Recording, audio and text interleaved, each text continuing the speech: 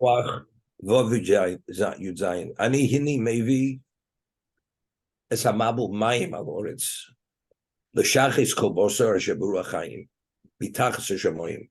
I'll bring this deluge of water on the earth to destroy all flesh which has life from under the heaven. Kol hashebor tzibo. All that's on the terrestrial level, meaning on the land, dry land will die.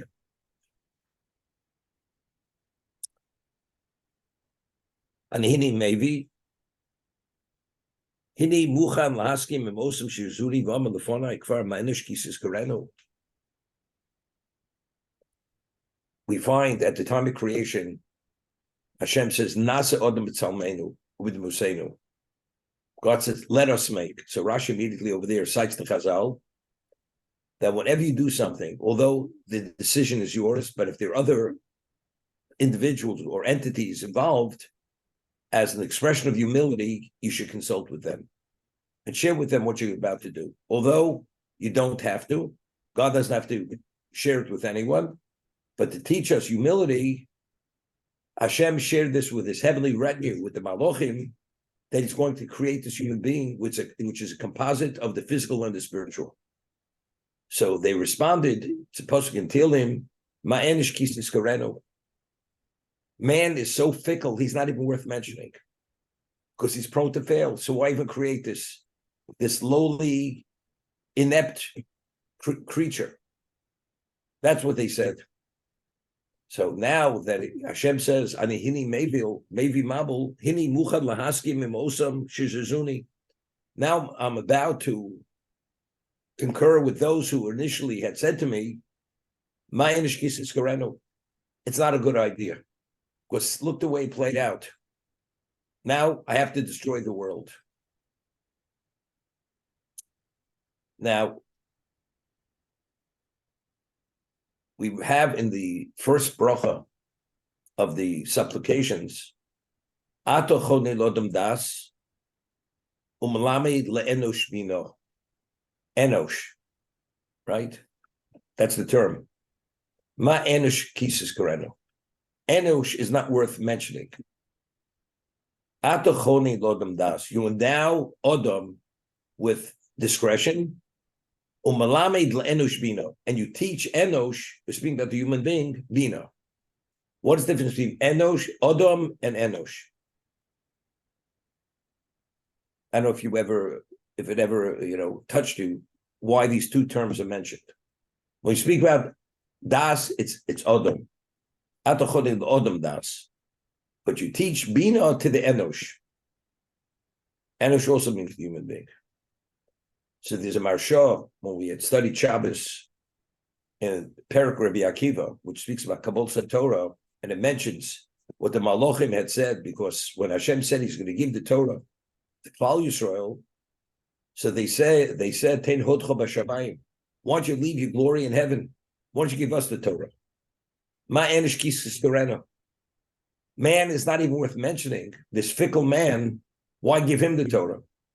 So Hashem said to Moshe Rabbeinu, respond to them. And Moshe responded. It says, do you have a father? Do you have a mother? The first of the 10 commandments. Were you ever in Egypt? So evidently it's clear the Torah has no relevance to the angels. To the heavenly retinue of Hashem, it's meant for the terrestrial being, which is the human being. The Enosh. Now, what is Enosh? So Marsha explains, Odom is the complete person. Enosh is the incomplete person. It's the fickle person. That's what they said. My Enosh, kisis karenu. Man is so fickle.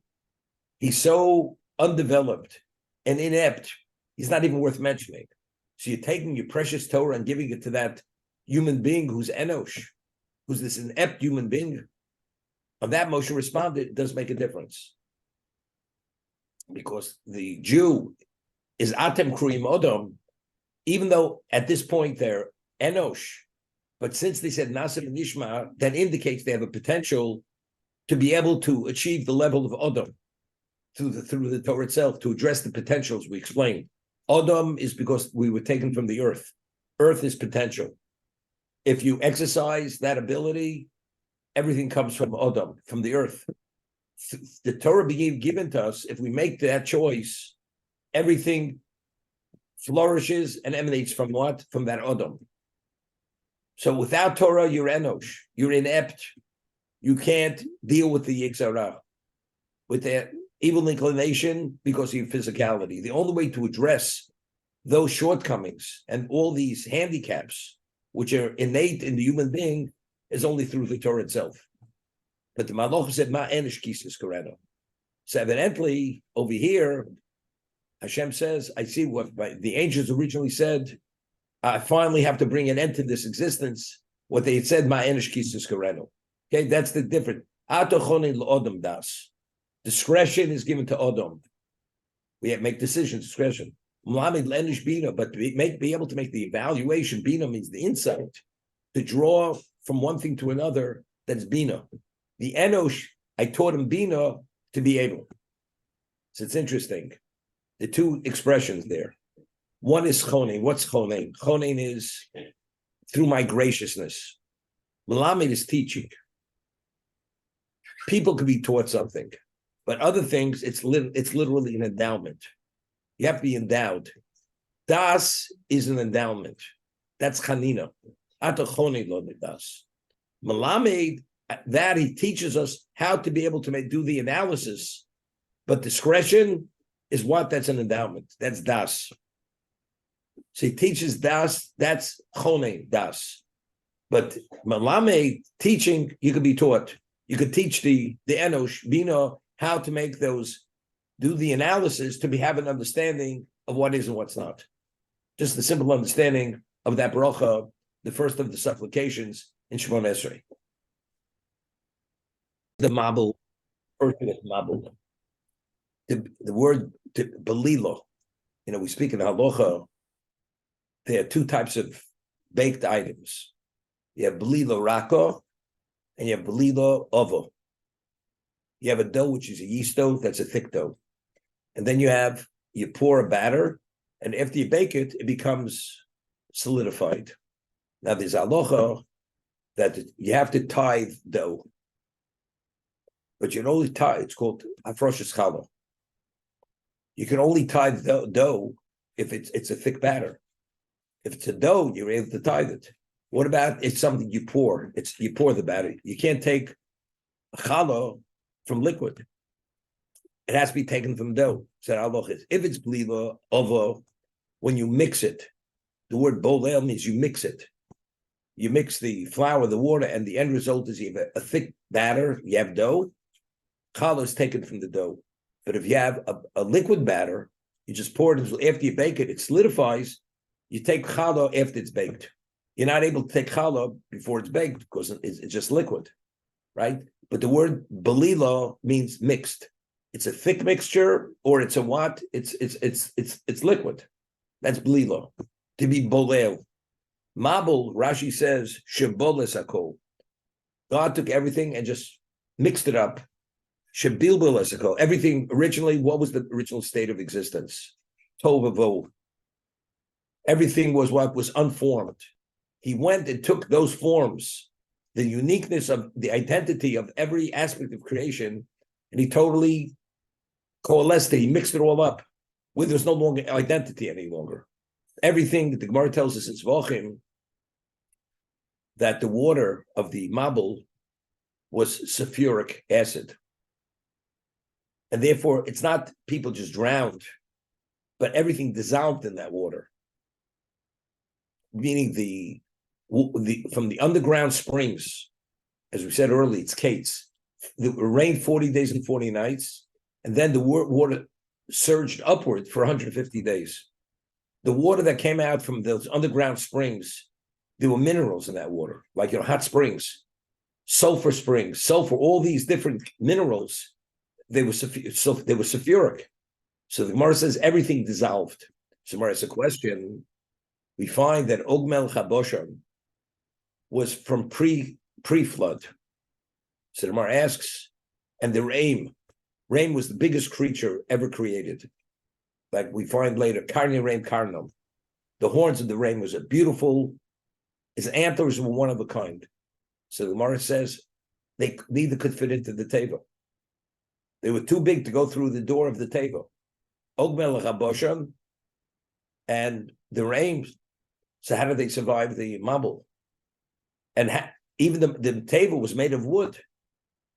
It should have dissolved in the sulfuric water. So why did it dissolve? The Gemara in Zvachim asked the question. So the Gemara answers that the water around the table was ordinary water, was not sulfuric water. Therefore, the table did not dissolve, and the Og Melech HaBoshan and the rain were able. They hung on from the outside of the table, and the snout of the rain was inside the table, and Adam and Noach fed it, and also Og. So the air, because the air outside was poisonous air, was poisonous. The atmosphere was totally poisoned from all the gases. We'll discuss this in a minute. So when they hung on the outside, so they weren't affected by the water because the water was ordinary water. And in terms of breathing and being fed, the mouth was inside the table, so he was able to feed Og, and also the Araim. That's the Gemara. So there's an argument, the Midrash, we know the fish didn't perish, because it says, whatever's on dry land will die. So Rashi says, but the Midrash says, but the fish did not. And we explained why. Because they were not exposed to man's behavior, because they're covered by water.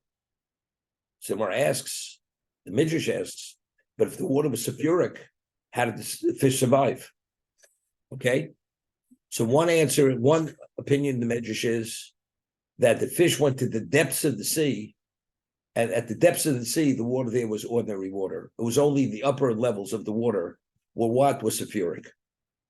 But the depths of the sea was ordinary water, so the fish went to the Tahom. Tahom means the depths of the sea, and that's where they were able to survive. The other opinion says that they went to Eretz Yisrael. The water around Eretz Yisrael was not sulfuric, and Eretz Yisrael was not covered with the marble. Yeah? The water did not cover Eretz Yisrael. Someone asks, so how? But it says all on dry land perished, they died. So if the water didn't cover it, how did they die? So the more answer is that the noxious gases from the marble, that they were actually asphyxiated. The air was poisonous air. The noxious air, when you inhale it, they perished from that. That's how it happened. So the fish went to Eretz Yisrael, because the water there was not sulfuric. That's how they were able to survive. But any other area in the world, not only was the upper level of water sulfuric, even the lower levels, so they went to Eretz Yisrael, that the water in that area, that region, was not sulfuric. Those are the two answers given in the Gemara. Okay? Og, he had to have his mouth inside the table, because the atmosphere in the table was an atmosphere you were able to live. But if Og would have breathed the air from outside the table, so not only had the water to be ordinary water, not sulfuric, but even his mouth had to be there, not only to eat, but even to breathe, because if he would have breathed the air of the world, he would have died.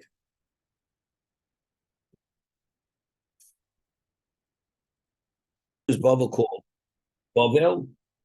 Because all the Mesia Mabul, all those who died during the Mabul, actually it was like a drain, it all went to Babylon. All the remains of those who died during we're talking about the unintelligent species, the human beings, that mixture of whatever matter, it all flowed to Bavel, to the Middle East. Why do you have oil deposits? We call it fossil fuel, right? The Middle East has a tremendous amount of oil. That's fossil fuel. That's all as a result of the Mabul. That's what Bavel is called Bavel. In that area, Iraq, all that, that's where it washed out to over there. It's Chazal. This is before they spoke about, fossil fuel. Okay? Rob, Reason why it's called Mabul Shabola Kol. 1 second. Shehovil es hakol min agavor lenomuch. He took what was above, took it below. Zeu loshen unglis shetigim tufno. Shehitzif es hakol heviim lebavel sheamuka. All this was taken to Bavel, which is the lowest part, like Nikris, Shinor. Why is Bavel called Shinor? Shinina Rosham Komese Mabul. Because all the, quotes Gemara Shabbos, all of those who died in Mabul were shaken out, were Ninor. They were shaken out that they should arrive in Bavel. That's why it's called Shinor. Bavel is Shinor. We had earlier at the end of Bereshis, Yetzel Level Odom Ram Minu Urov, right? That was the term. The inclination of man is evil Minu Urov. What does Minu Urov mean? So the Gemara says, Rashi says, Misheninar Meimei Imo Izra. The moment the child is cast from the womb of its mother, it's already the Yetzer Hara attaches itself to that child. So Ninar, the child is cast. The Mesa, it's called Shinar, Shenin Rosha Mesa Bavel. They were shaken out, they were cast to Bavel. That's why Bavel is called Shinar. We studied the commentary of the Maral, and the Maral explains, when he quotes that Gemara in Sanhedrin, Rabbi Yochanan says that Yetzel Levo the Raman Urov, that the man's inclination is evil from the time he's cast from his mother's womb. That's Rabbi Yochanan's statement. So he explains, it seems to be, when does the Yetzer Hara, when could it affect a human being? The moment it leaves the womb of its mother. Why? Why not in utero? Why only once it comes out? Once the child is born? So the Maral explains that Hashem, when he created the Yetzer Hara, the evil inclination, it can only have influence on something that's complete. When the uterus, when the fetus is in development, it's not finished, it's not complete. It's only once the human being becomes complete, that's when the Yetzer Hara is able to influence it. So therefore, Yetzel Lev Adam Ra Minura B'Sheninar Mei Imo, from the moment it's cast from the womb of its mother, it's Ra. The Yetzer Hara already, it's under influence of the evil inclination. That's how the Maral explains it. So the Maral says a tremendous chiddush, if you remember. We discussed this, that if there's a halacha, I mean, it's based on a pasuk in Yeshua, the obligation to study Torah is continuous, day and night, unceasing. But of course, you have to sleep, you have this. But he explains that if a person lives his life, that he's always feels he's not complete, and that's why he's always engaged in Torah. That means he's never living his life as he's ever a completed person.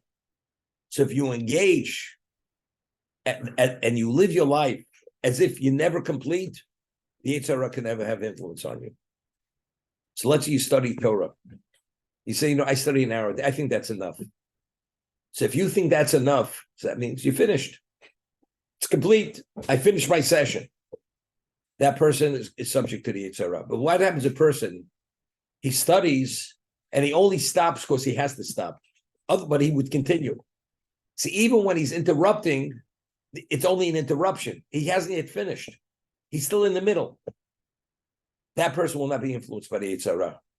Even though at this moment he's not studying. Because he had to stop because he was interrupted, but he's still engaged. So therefore, the Brisker Rav has a diuk, and the Rambam has it from the Rambam's language. He says something interesting, and I mentioned this before. Normally, we discussed in Bav Mitzvah, Gemara in Sukkot, Psochim, we say Osek Mitzvah Potem Min Mitzvah. When you engage in one mitzvah, you're exempt from another mitzvah. The only exception is Talmud Torah. That Talmud Torah, it's based the Gemara in Chagiga, that if a person is learning and a mitzvah presents itself and it cannot be delegated through a third party, you're obligated to interrupt your Torah study to what? To address that mitzvah, to attend to that mitzvah. But if it's efshel society, they are. But if it could be delegated through a third party, then you're not permitted to interrupt your Torah study. So the Rambam says, so if you come to a situation where it cannot be delegated through a third party, it says when you interrupt larzo lilimudo. It says va'achakach yarzo limudo. And after you finish attending to the mitzvah, return to your learning. It's understood. I mean, the Rambam says you're permitted to interrupt your Torah study if it's a mitzvah which cannot be delegated. So what does that mean? When you finish, you go back. No, the Rambam says more than that. The Rambam says when you interrupt, you should interrupt and have in mind to come back. You're coming back to your studies. It's totally superfluous. So the Brisker Rav explains that even when you interrupt, you have to have in mind that it's an interruption. That I'm leaving to come back. So therefore, it's never considered detachment. So you're living your life that you never complete. I mean, just elucidating with the Maral. As a result of that, the Yetzer Hara, you will not be subject to the influence of the Yetzer Hara. That's the Maral. Our Rambam as well, Rebbe. Ramosha Feinstein, Zechet Tzaddik Levrocha, he had a nephew who lived in Eretz Yisrael, who was the son-in-law of the Brisker Rav. His name was Rav Michal Feinstein, Zechet Tzaddik Levrocha.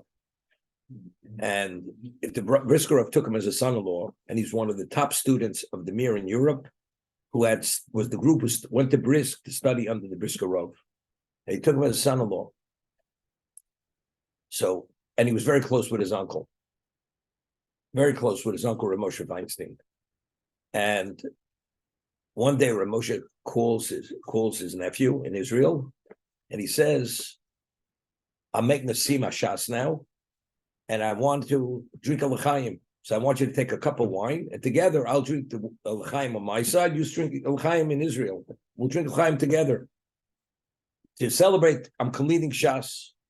So he says to his uncle, to Ramosha, he says, if I would drink wine every time you'd make a shot, finish shas, I'd be a drunkard. That's how often you finish shas. He says, no, you don't understand. This siyum is a very unique type of siyum. He says, what is the siyum?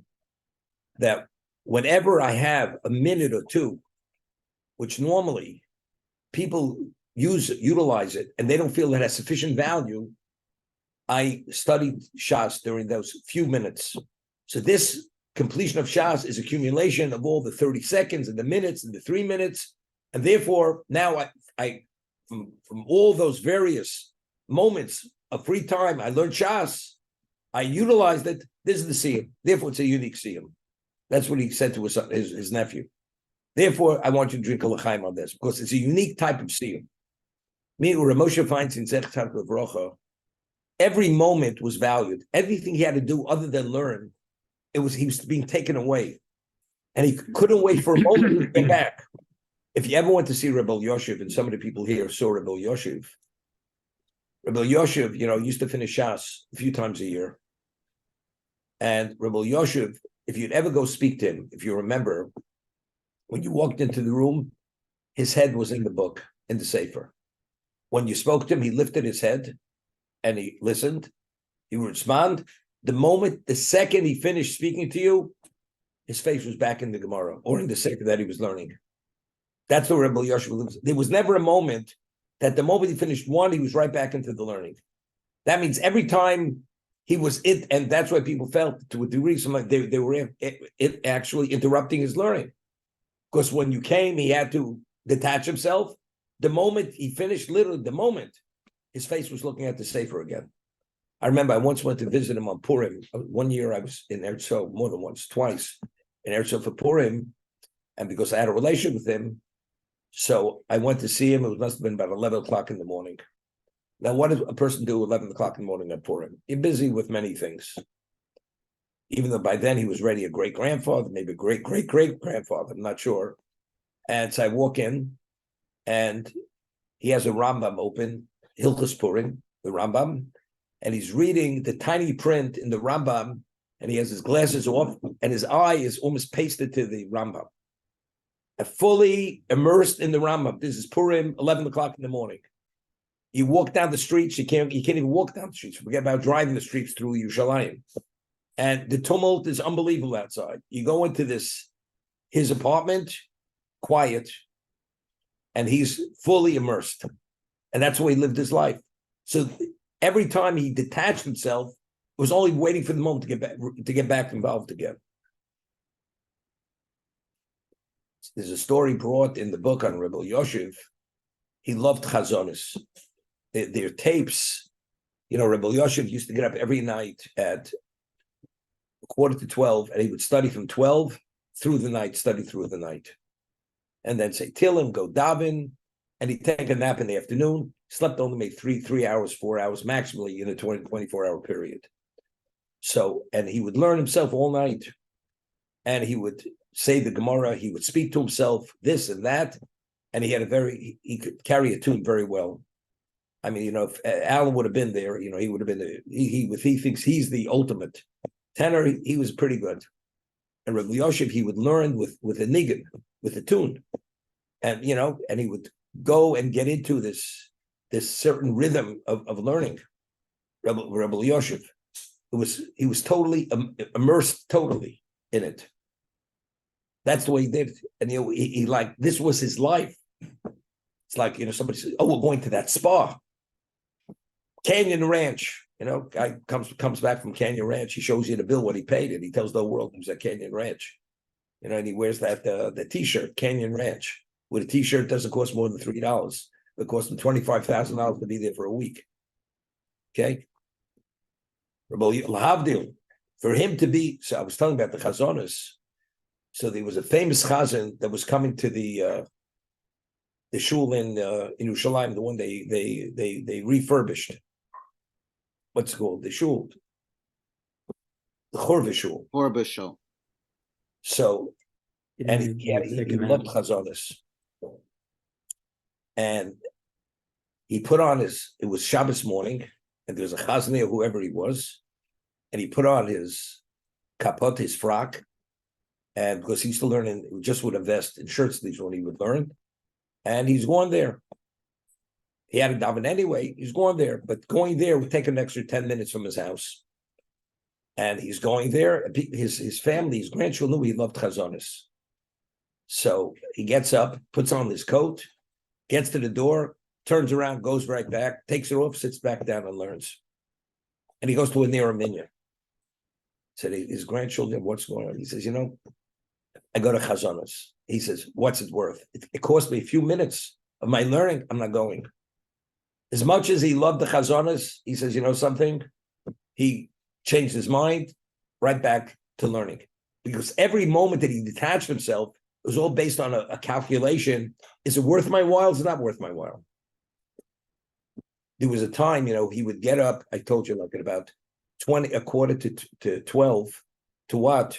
To begin learning at 12 o'clock. And his grandson, one of his grandchildren with him, he would make him a cup of coffee every night before he started to study. And he woke up about 3 minutes late. So his grandson says, should I make the Saba cup of coffee? He says, not tonight. The 3 minutes late, that's the cup of coffee. I'm not drinking the cup of coffee. I'm going straight, beginning to learn. He's not taking out time to drink a cup of coffee. I'm just telling you the way he lived his life.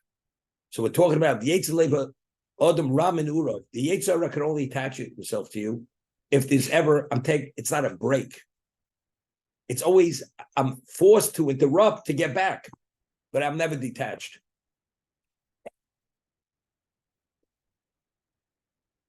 Rabbi, If you nap on Shabbos, you nap during the week, and you sleep for, let's say, a half an hour, and you wake up, and now you want to study. You say Birchas Torah.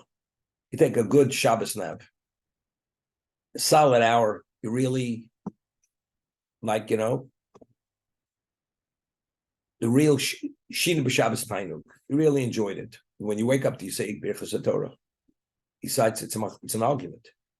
Because when you're sleeping, you're out of touch. We don't talk about the subconscious. If it would present itself, you're not in a state that you're able to study. According to that opinion, when you awaken, you have to say Birchas Torah if you want to learn again. Others say no, because when you went to sleep, you had in mind that when you wake up, you can be back in that mindset. Therefore, that's not called an interruption. We discussed same thing with tzitzis. When you take a nap, you take off your tzitzis. When you put them back after you wake up, do you have to say a bracha on the tzitzis again? Is that called Hesed Hadas? So therefore, the Mishnah Berurah says, if you want to be machmir, when you go to sleep, take the nap, you should have the tzitzis on your covers. So therefore, you're always wearing the tzitzis even when you're sleeping, even though you take it off your body. But if you put it on your covers, it's that's considered you're covered with the tzitzis. To extricate yourself from this question, whether you have to say, whether you can't say, need to say a bracha, you don't have to say a bracha.